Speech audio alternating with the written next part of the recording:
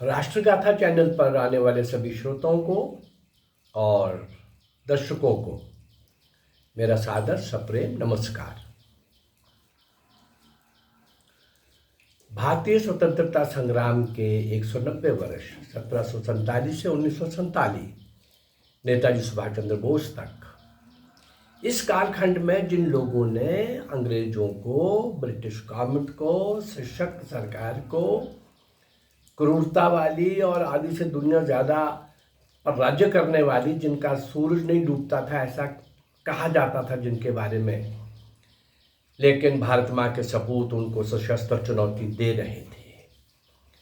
कहीं इंडिविजुअल व्यक्तिगत रूप में, कहीं सामूहिक रूप में, कहीं संस्था के रूप में, कहीं दल बनाकर देश में विदेश में सब प्रकार के युद्ध स्तर पर प्रयास बराबर होते रहे। इसी कालखंड में जिन लोगों ने वास्तव में अपना सर्वस्व निशावर किया, फांसी के तख्तों पर झूल गए, काला पानी जैसे कठोर भयंकर घोर नार किए, कष्ट झेलते हुए वहीं पर दम तोड़ गए। जेलों के अंदर लंबी यातनाएं, कठोर कारावास के कारण वहां दम तोड़ गए। सुबह से शाम, दिन रात, हर प्रकार से भारत माँ की स्वतंत्रता के लिए सोचने वाले ही नहीं, उसके लिए मर जाने वाले, कट जाने वाले, खप जाने वाले, बलिदान होने वाले, कुर्बान होने वाले, ऐसे बाल बालिकाएं, किशोर किशोरियां, युवा युवतियां और हर आयु वर्ग के लोगों ने, जिन्होंने निष्काम मौन तपस्वी बनकर, त्यागी बनकर, शौर्य और वीरता के शिखर पर बैठकर नया इतिहास लिखने वाले इन महान नायकों को और नायिकाओं को, वीरों को और वीरांगनाओं को इतिहास में कोई स्थान नहीं मिला।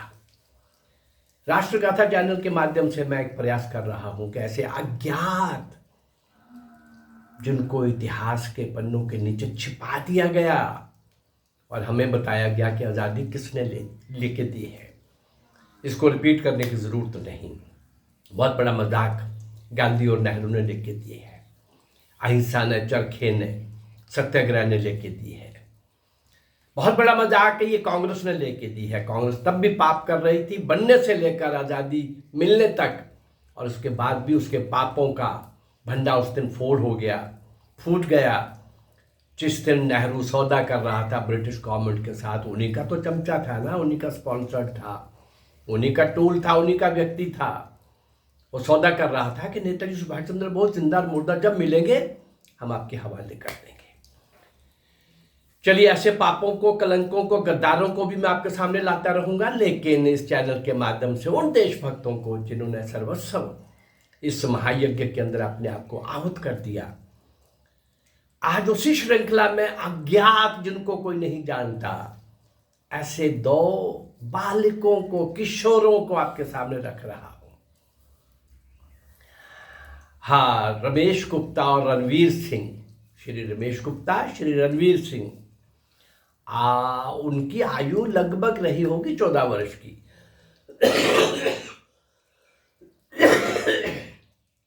आयु रही होगी केवल 14 वर्ष की।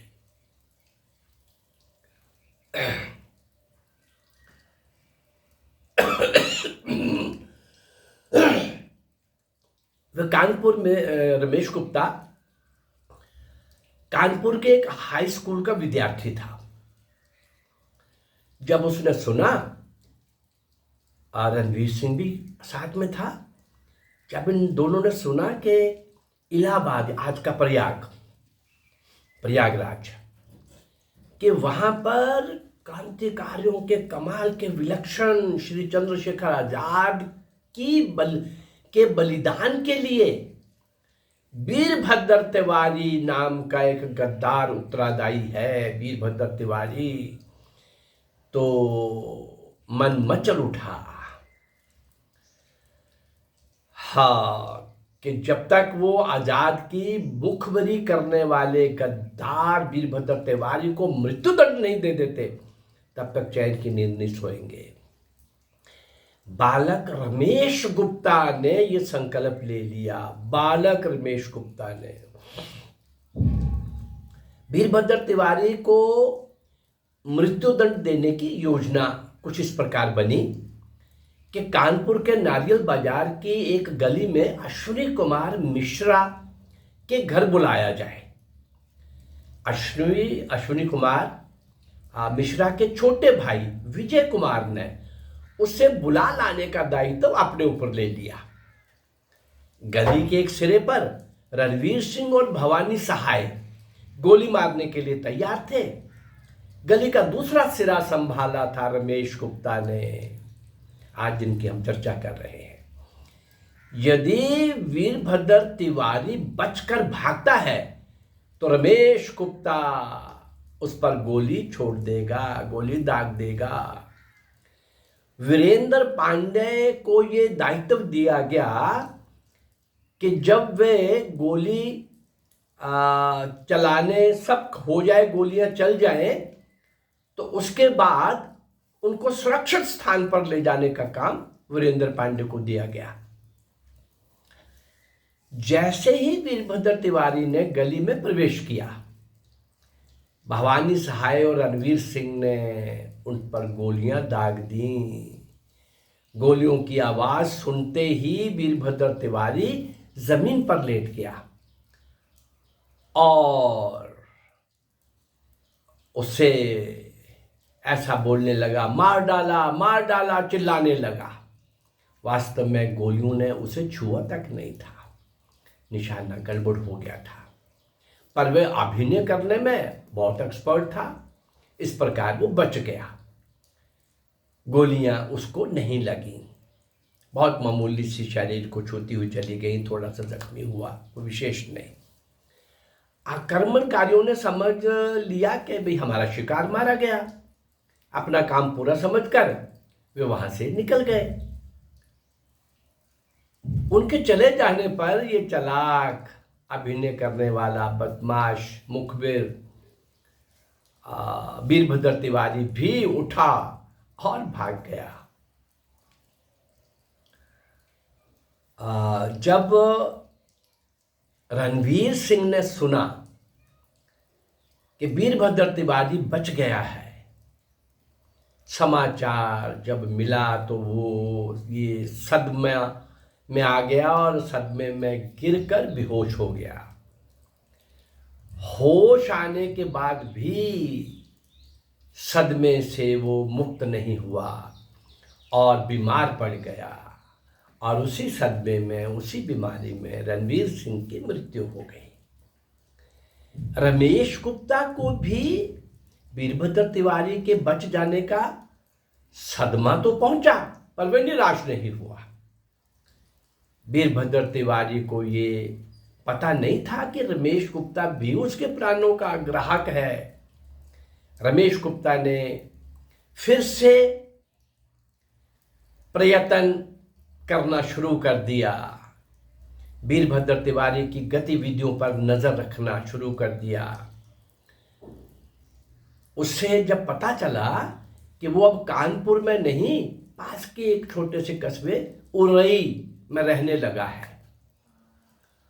उरई का सेकंड वर्ल्ड 1857 की क्रांति में भी बहुत बड़ा नाम आता है, कानपुर का और उरई का। रमेश गुप्ता ने अपने परिवार के लोगों को कहा कि वे उरई हाई स्कूल में प्रवेश लेगा। अब देखिए रमेश गुप्ता की भी चालाकी, वहां का मुख्य अध्यापक उसे बहुत चाहता है। वो वहाँ मिले थे। मैं एक डिबेट में गया था तो उसके अंदर उन्होंने मुझे सुना था, तो उसने मुझे कहा कि आप मेरे स्कूल में क्यों नहीं आ जाते। ऐसा कुछ भी नहीं था, लेकिन ये कह करके परिवार वालों को, और साथ में क्या बोला, मैं वहाँ जाऊँगा, मैं हेडमास्टर मेरा अपना है, वो मुझे अच्छे अंक से उत्तीर्ण कर देगा, पास करवा देगा और मुझे अच्छी नौकरी मिल जाएगी। हर माँ बाप को बच्चे की अच्छी नौकरी की चिंता तो होती है ना। तो इस प्रकार से वीरभद्र तिवारी को बिल्कुल खबर नहीं, लेकिन ये उरई में प्रवेश पाने में सफल हो गया।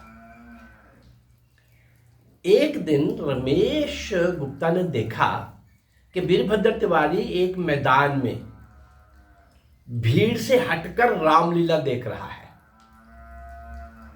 इससे अच्छा अवसर समझकर रमेश गुप्ता उसके पास पहुंचा और उस पर गोली चला दी।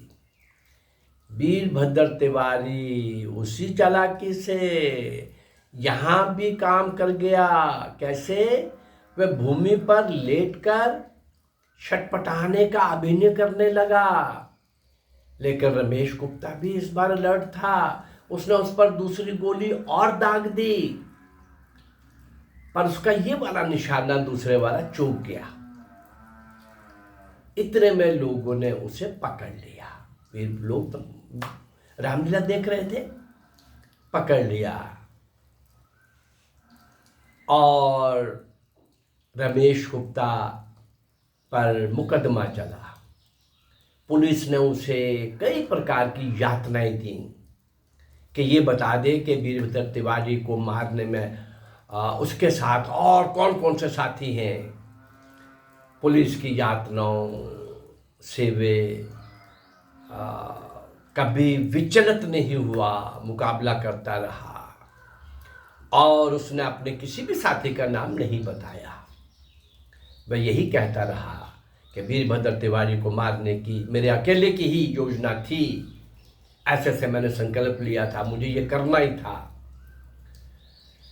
अदालत ने एक लंबे मुकदमे के बाद अब को मर्डर तो उसने किया नहीं था और ये भी बालक था, इसलिए फांसी हो नहीं सकती थी। लेकिन 10 वर्ष के कठोर कारावास का दंड सुना दिया। 10 वर्ष का कठोर कारावास। कठोर कारावास का मतलब है कि जो भयंकर से भयंकर यातनाएं जेल में दी जा सकती हैं उसको देना। ये दंड सुना दिया गया 10 वर्ष का रमेश गुप्ता के लिए। बालक रमेश गुप्ता, रणवीर सिंह किस प्रकार से चले गए और ये 10 वर्ष कठोर कारावास के लिए जेल में चले गए। यानी किस प्रकार से हम देखें जरा, भारत मां को स्वतंत्र कराने के लिए कितने लोगों ने कितने मोर्चों पर कितने भिन्न भिन्न प्रकार से अपना तिल तिल, अपना क्षण क्षण, रक्त का एक एक बूंद और हमेशा ही जान हथेली पर रख करके चलने वाले, घर गृहस्थी चलाकर घर में रहते हुए और सब तरह के प्रयास करने वाले अंग्रेजों को, उनके अत्याचारों का बदला, उनकी ज्यादतियों का बदला, उनके शोषण का बदला, वो जो हमारे देश में आकर के हमारे पर राज्य करने लग पड़े हैं अपने छल कपट से, चालाकी से। और हमारी कुछ कमजोरियां तो थी ही, इसमें तो कोई दो राय नहीं है। लेकिन कुछ सपूतों ने, सपुत्रियों ने गर्दन उनके आगे ऐसे ही नहीं रख दी कि चलो तुम जो मर्जी करो, नहीं हम लड़ेंगे भारत माँ को स्वतंत्र कराने के लिए, सर्वस्व न्यौछावर कर देंगे। और किया। ऐसे अनेक लाखों लोगों की कुर्बानियों से मिली हुई अधूरी आज़ादी, आखिरी अटैक भी सशस्त्र चुनौती देने वाले नेताजी सुभाष चंद्र बोस का ही, और उन्हीं से प्रभावित होकर के जल सेना का विद्रोह, थल सेना का कानाफूसी, विद्रोह करने की तैयारी, और सेकेंड वर्ल्ड वॉर में ब्रिटिशर्स का थक जाना, कंगाल हो जाना। और उनको पता था कि चंद्रशेखर जसपाल जी ने एक बात फैला रखी थी, वो क्या, जो भी पकड़ा जाएगा यातनाएं बहुत मिलने के बाद भी आखिर में एक ड्रामा करो, उनको बताओ कि भाई देखो भाई एक बात का हमें पता है, चंद्रशेखर जसपाल और कुछ क्रांतिकारियों ने देश के कोने कोने में बॉम्ब बनाने की फैक्ट्री, कारखाने लगाने शुरू कर दिए हैं। और उनका लक्ष्य क्या है, एक दिन 1 घंटा सारे अंग्रेजों को खत्म कर देंगे। हाँ, महिलाओं को, बच्चों को सेफ पैसेज दे देंगे, क्योंकि हम वैसे क्रूर लोग नहीं है ना। जो दुष्ट लोग आए हैं बाहर से, भारत माँ के पवित्र शरीर पर खड़े होकर के यहाँ के असहाय निहत्थे लोगों पर अत्याचार ढा रहे हैं, शोषण कर रहे हैं, लूट रहे हैं, हमने उनको दंड देना है और भारत माँ को स्वतंत्र करना है। लेकिन ऐसा होने वाला है। वो आतंक भी अंग्रेजों के रहता था, वो अपना आतंक मचाते थे और ये क्रांतिकारी उनको आतंकित करते हुए आगे बढ़ रहे थे। किन कारणों से कैसे, वो सब पता है। इटली ने, ब्रिटिश के प्रधानमंत्री ने क्या बोला था पार्लियामेंट के अंदर कि हम क्यों आए, उसमें किसी सत्याग्रह का, किसी कांग्रेसी का, किसी कांग्रेस मूवमेंट का, किसी बात का कोई 1% भी उनके ऊपर असर नहीं था। उनका क्या बिगड़ रहा था? गांधी उनको सूट करता था और नेहरू उनका टूल किट था, उनकी योजनाओं का एक हिस्सा था। इसलिए जातिवार उन्हीं को सत्ता सौंपनी थी, सत्ता ट्रांसफर की कहना चाहिए। ये एक और लंबा इतिहास है, मैं बीच बीच में लेता रहता हूँ। आज मेरा इतना ही कहना था कि इन्हीं बालक आयु में बाल बालिकाएं, किशोर किशोरियाँ, युवा युवतियाँ, हर आयु वर्ग के लोगों ने भारत माँ की स्वतंत्रता के लिए अपना सर्वस्व निछावर किया। मर के कट गए, मिट गए, लेकिन झुके नहीं, रुके नहीं। ऐसे क्रांति वीरों को और वीरांगनाओं को इस चैनल के माध्यम से श्रद्धांजलि देने का क्रम चला हुआ है। आज लगभग 490 वीडियोस आप तक पहुंच गई है, लेकिन ये मामला यहाँ नहीं रुकेगा। ये 190 वर्ष के इतिहास की 600-700 महान नायक नायकों की जीवनियाँ आपके सामने रखने के बाद, सिंध के राजा दाहिर से लेकर नेताजी सुभाष चंद्र बोस तक, ऐसे 1500-2000 अज्ञात जिनको कोई नहीं जानता, ऐसे शूरवीरों को, वीरांगनाओं को मैं आपके सामने लाने का प्रयास कर रहा हूँ। अगर ये मेरा प्रयास आपको अच्छा लग रहा है तो इसको लाइक करिए, इस चैनल को, और इसको सब्सक्राइब करिए और इसको शेयर करिए। नमस्कार, जय भारत, धन्यवाद।